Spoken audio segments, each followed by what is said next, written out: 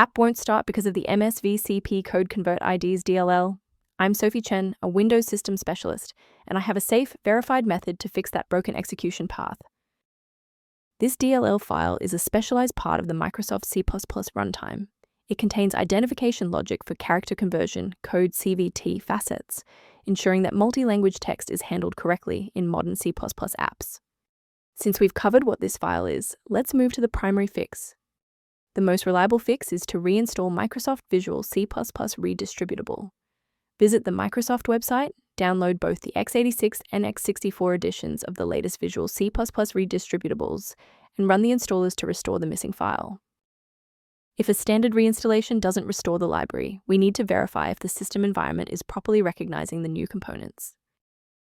A full system restart ensures that no background processes are currently locking the MSVCP Codecvt IDs file. A fresh boot allows Windows to reinitialize its library map from a clean state. Take a second to bookmark this page, or hit the like button before restarting. That way, you can easily resume this guide once your system has finished rebooting. It's worth taking a moment to discuss the safe acquisition of runtime components. Using an incorrect or unverified version of the MSVCP Codecvt IDs DLL can trigger a domino effect within your runtime environment, causing unrelated professional applications to fail without warning. To complement these security best practices, you may want to consider using a diagnostic resource to help manage your system's library references.